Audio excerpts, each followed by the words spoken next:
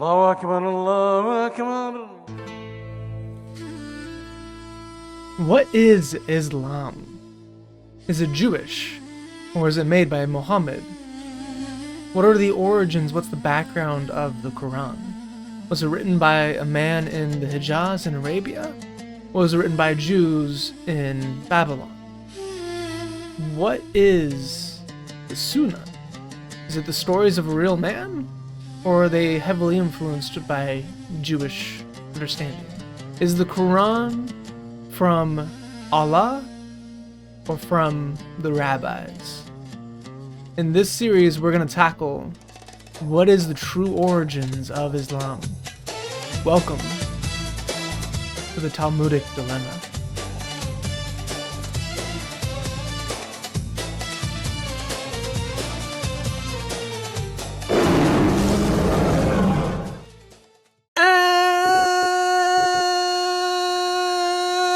Adam. So in this video, we're going to be going through Adam and all of the different things that the Quran mentions, the Hadith mention, the Tafsir mention, and where it actually comes from. Maybe we're not going to contradict it. We're not going to contrast it too much to the Bible in this video, just because of the sheer content, the sheer amount of content that we're going to be going through. So let's go through all of these different things.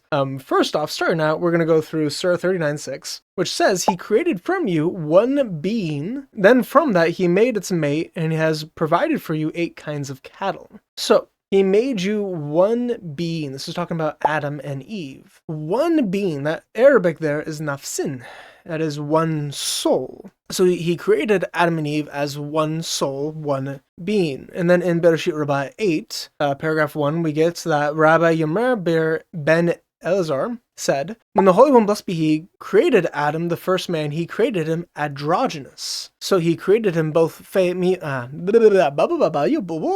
created him both male and female. So the Quran here is using this exact same idea, this exact same phrase of, they were one soul, they were one being, they were kind of this androgynous blob, and then God separated out into male and female. They had both male and female parts in one being, then it became Adam and Eve. Now that is not always the case in the rabbinic sources, and not always the case in the Bible. It's not the case in the Bible. Adam was not androgynous, and I believe the Tafsir and everything else, so it's not always the case. But the Quran does use this word, which is kind of weird, but we also get this word used specifically in Bereshit Rabbah 8. Now, as we go through the rest of this video, it's going to become completely clear why this is important. But Bereshit Rabbah is one of the primary sources of the Quran. It's used hundreds of times. But Bereshit Rabbah 8 specifically is used more so than some other chapters. It's used over and over and over and over and over again for various ideas. We're going to be going through at least like 5 or 6 of them just in this video, reading the first 7 paragraphs of Bereshit Rabbah 8. I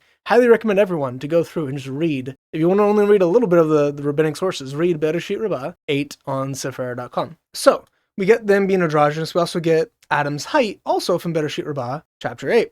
So, when the Holy One, blessed be He, created Adam, the first man, he created him in an unformed state, and he was situated from one end of the world to the other. This is what is written, Your eyes saw my unformed parts. Rabbi Yehoshua bar Nehemiah, he created him filling the whole world. From east to west, from where is it derived? It is stated, back and front you shaped me. From north to south, where is it derived? As it is stated, from the day God made Adam on the earth, and from one end of the heavens to the other ends of the heavens. From where is it derived that he filled the empty space of the world? It is as stated, you placed your palm on me, just as it says, distance your palm from me. So in Bereshit Rabbah, we have this idea of Adam being stupidly tall, specifically him stretching all over the planet, his head to the clouds. In the Talmud, in Sanhedrin 38b, paragraph 8, it says, Rabbi Elazar says, the height of Adam, the first man, was from the ground until the firmament, as it is stated, since the day that God created man upon the earth, and from the one end of heaven until the other, Adam stood upon the earth and rose to the end of the heavens. Once Adam sinned, the Holy One, blessed be He, placed his hand on him and diminished him. So again, we have God shrinking the human, but originally Adam was super tall. And then over generations or over time, people got smaller and smaller and smaller and smaller to we're all about our height. Well, in Sahih Bukhari 33:26, it says, the prophet said, Allah created Adam, making him 60 cubits tall, which is interesting. A little later on, it says, people have been decreasing in stature since Adam's creation. So the exact same context within Sahih Bukhari, which has the Prophet saying this exact thing, is also in Midrash and Talmudic 8 and in the Talmud, specifically in Sanhedrin, which is one of the most quoted from tractates of the Talmud. So we get the context of Adam's creation as a tall man, as an androgynous person, and as a statue, which we'll get to in a little bit, all in Midrash and Talmudic 8 and in the Talmud. Well, if we look through Surah 2, Al-Baqarah, ayahs 30 through 34, we get, "And when your Lord said to the angels, 'Indeed, I am about to place a caliph on the earth,' they said, 'Will you place it on one who will spread corruption there and shed blood, while we sing your praise and extol you?' He said, 'Surely I know what you do not know.' And he taught Adam all the names, and showed them to the angels, saying, 'Tell me the names of those if you are truthful.'" So Allah here is challenging the angels, saying, "I know things that you don't. How are you to challenge me? How are you to bicker about if I shall create a human?" And then the angels said, "Glory to you, we know nothing except what you have taught us. Indeed, you are only the knower, the wise." He said, "O Adam, tell them their names." And when Adam had told their names, he said, "Didn't I tell you that I know the secret of the heavens and the earth? I know what you reveal and what you hide." So now Adam is able to know all these names of these animals, and the angels aren't, and that's the proof to the angels that Adam has both authority over them and that Allah taught him things that they do not know. So Allah knows better than the angels. So it's like a correction to the angels. And this also gets into like word magic, and if you, in that culture, if you knew the name of a being, you had like power and authority over them, which is why they would demand the names of demons and angels and like other things. It's a whole thing, which also gets back into some of the Babylonian and rabbinic views. But that's a different video for a different time. So in ayah 34, it says, "And when we said to the angels, 'Prostrate yourselves before Adam,' they fell prostrate, all except Iblis. He refused because of pride, and so became a disbeliever." Well, almost every single ayah of that section of Surah 2 is taken from the rabbis. So let's go through that. In Sanhedrin 38b, 5 through 6, this is the same section as we read above, but just before what we read previously of Sanhedrin. "So at that time, the Holy One, blessed be He, sought to create a person. He created one group of ministering angels. He said to them, 'If you agree, let us fashion a person in our image.' The angels said before him, 'Master of the universe, what are the actions of this person you suggest to create?' God said to them, 'His actions are such and such, according to human nature.' The angels said before him, 'Master of the universe, what is man that you are mindful of him? And the son of man that you think of him?'" One thing to note real quick, Master of the universe, Rab Olim, is exactly a phrase, exactly a title of Allah in the Quran. Anyway, "And a creature such as this is not worth creating. God outstretched his small finger upon them and burned them with fire." And the same occurred with the second group of angels. Then the third group of angels he asked said before him, "Master of the universe, the first two groups spoke their mind before you. What did they accomplish? The entire world is yours. Therefore, whatever you wish to do in your world, do." God then created the first person. When history arrived at the time of the people of the generation of the flood, and the people of the generation of the dispersion, i.e. the Tower of Babel, whose actions were ruinous, the angels said before God, "Master of the universe, didn't the first set of angels speak appropriately before you, that human beings are not worthy of having been created?" So in the Quran, we get these angels are asking him like, "Hey, why are you making humans? Aren't they just going to like spread corruption and shed blood? They're not worthy of creation. How can you create them when they're so sinful and evil, and you expect us to praise you and us in our goodness and our honor?" And in both accounts, we have God getting angry at the angels and rebuking them. Well, in Midrash and Talmudic 8, we get this exact same passage, but it goes through a variety of things. So we're going to read a lot of it real quick. Also, if you like this type of content, if you like this type of video, please share it and subscribe and like it. It does actually help the channel grow, especially sharing it. Like YouTube really likes that for the algorithms.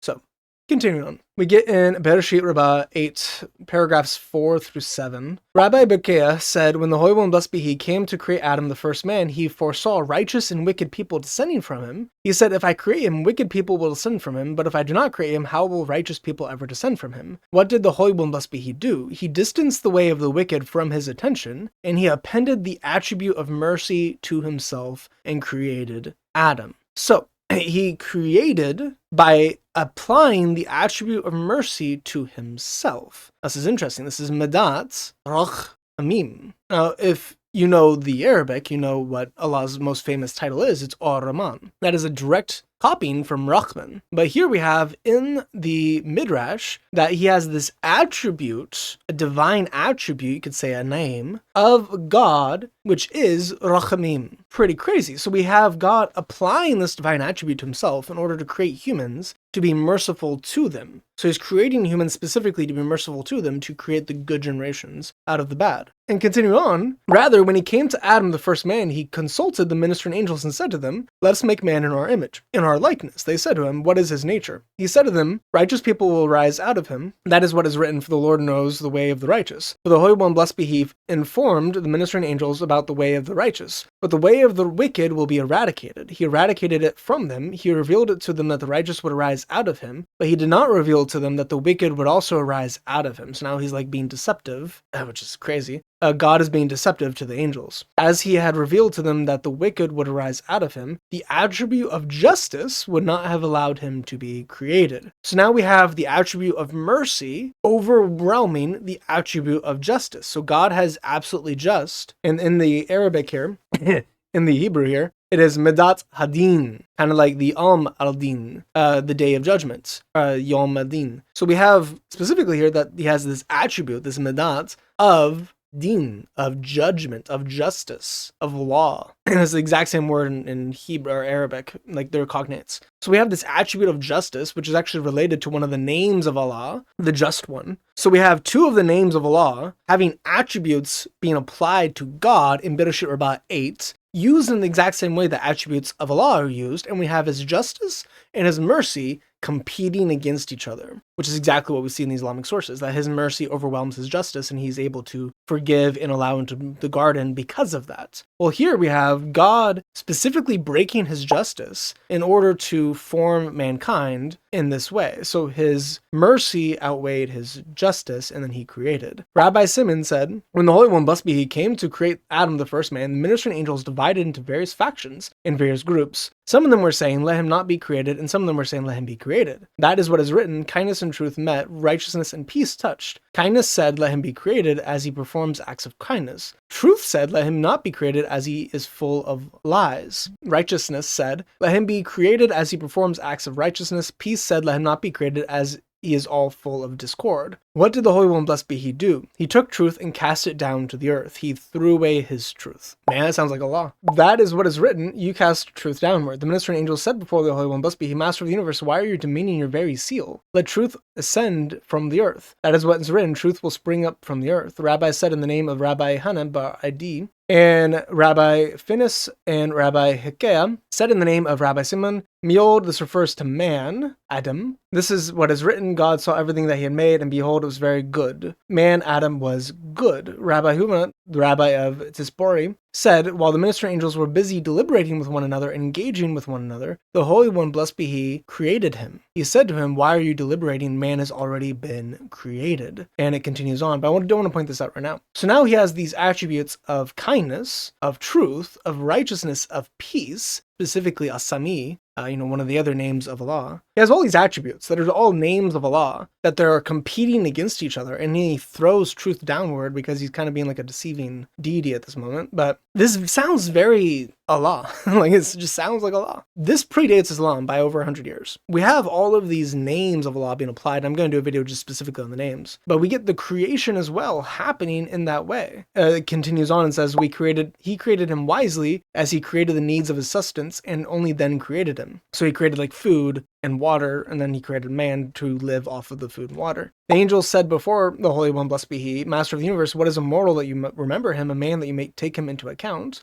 This trouble, why should it come about? He said to them, if so, all sheep and cattle and all animals of the field, why were they created? The birds of the heaven and the fish of the sea, why were they created? This is analogous to a king who had a tower filled with all manner of fine things, but he had no guests. What pleasure does the king derive from having filled it? They said before him, Master or Lord or Master, how mighty is your name throughout the world. Do what pleases you. So now we get the same context of the angels just like, oh, you are God. You are obviously, you know things that we do not know. you do whatever you want to, Lord. You have the dominion. And then later on, it says, the king said, this is part of a parable that I think Muhammad might have stolen from. So it says, the king said, I am going to craft it into a statue. And it is referring to Adam, but not in a literal sense. It's a story about this king creating different things. But we get that Adam here is made maybe as a statue, which is interesting because the hadith do have Adam as a statue. In Sahih Muslim 2611a, we get that he is basically a statue.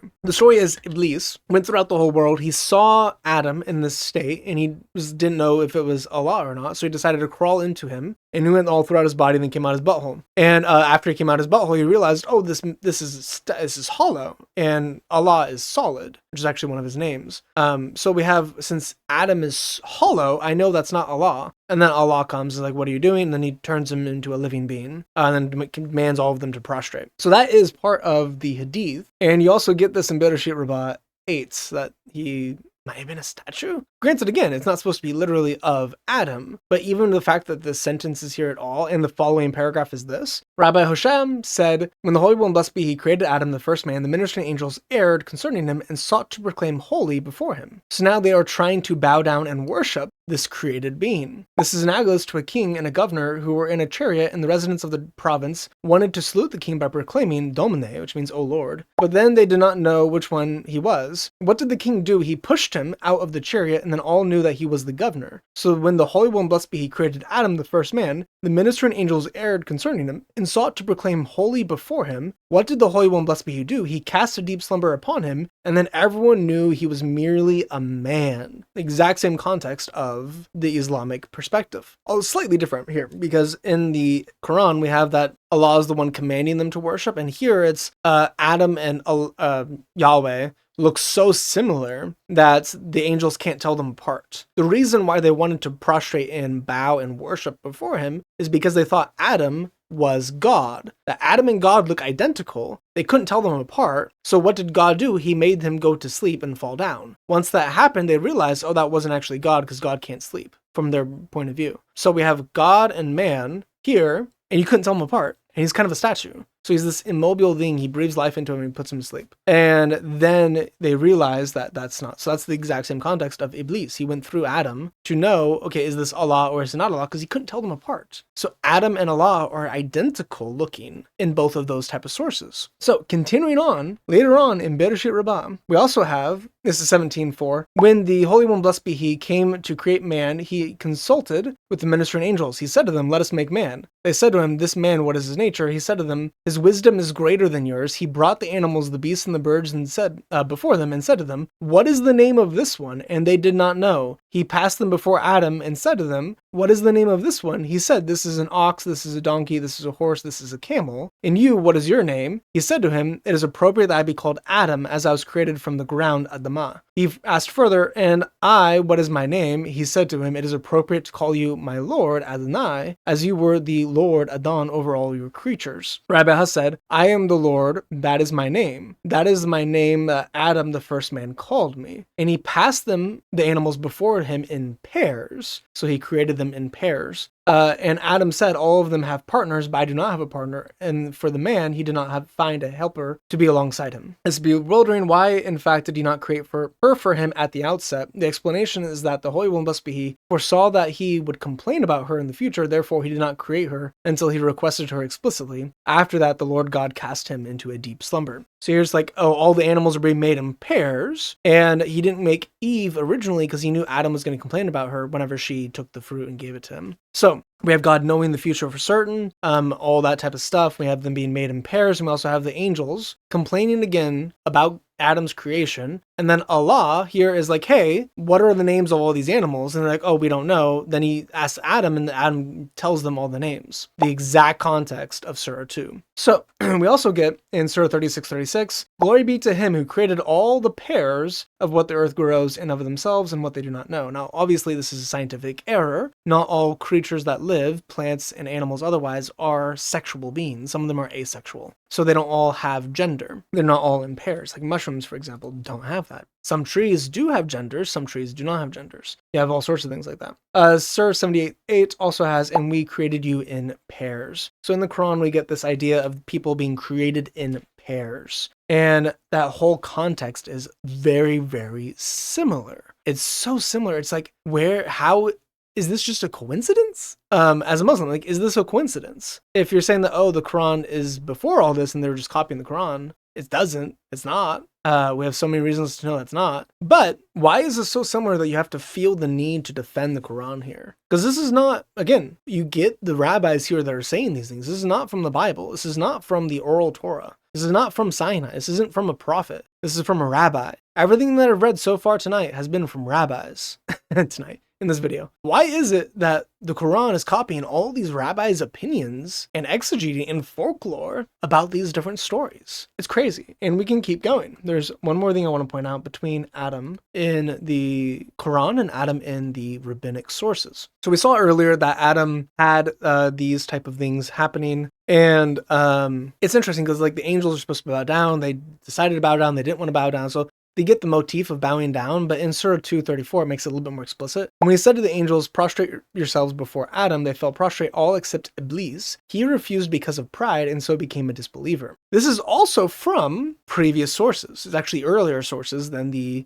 Midrash. So in the Cave of Treasures and in the Life of Adam and Eve are two apocryphal writings done by, I believe, Jews and Christians. So we have multiple sources for the Iblis bowing down thing. And in Cave of Treasure, it says, God formed Adam in his holy hands, in his image, and in his likeness. When the angels saw the image and the glorious appearance of Adam, they trembled at the beauty of his figure. Moreover, the angels and celestial powers heard the voice of God saying to Adam, see, I have made you a king, priest, and prophet, Lord, leader, and director of all those made and created. To you alone I have given these, and I have given you the authority over everything I have created, and the angels and archangels, the thrones and dominions, the cherubims and seraphims. That is when all the celestial powers heard his voice. All of the orders bent their knees and prostrated before him. When the leader of the lesser orders saw the greatness given to Adam, he became jealous of him and did not want to prostrate before him with the angels. He said to his host, do not worship him, do not praise him with the angels. It is proper that you should worship me, for I am fire and spirit, not that I worship something made out of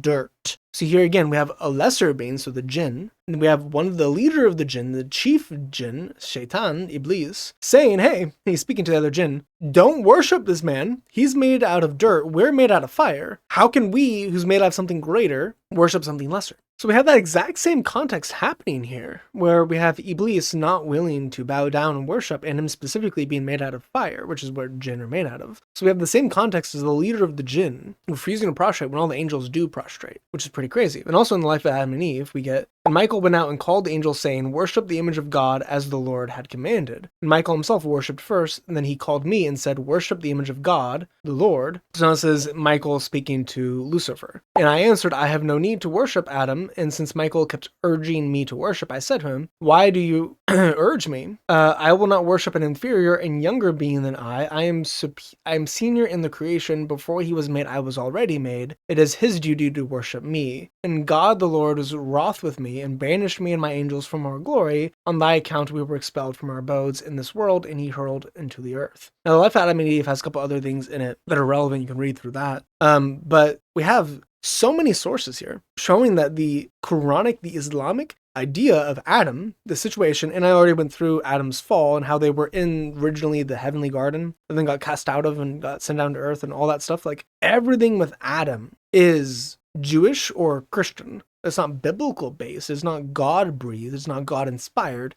It's man-made apocrypha. It's folklore. It's nonsense a lot of the time. It is man-made opinions that are being treated as wahi inside of the Quran and the Hadith. And there's also like a bunch of random stories like Muhammad clapping the cheeks of all animals, like in the rabbinic sources. Like Adam goes through and has sex with every single animal on the planet before he doesn't enjoy any of them, and then God makes Eve for him to enjoy, then he finds satisfaction in her. You get stories like that, which is crazy, weird, wild, that aren't in the Quran, thankfully, because that would probably encourage the bestiality more than it already is. But we have all of these problems in Islam, because the Quran is just straight up wholesale copying, it's a paraphrase a lot of the time, but it's copying the rabbinic sources. Again, I encourage you to read these. Go read Bereshit Rabbah, chapter 8. And you can read all of the book. All of it is extremely Islamic sounding. Sanhedrin and Bereshit Rabbah, and Shemot Rabbah, and like going through the different Midrash Rabbah.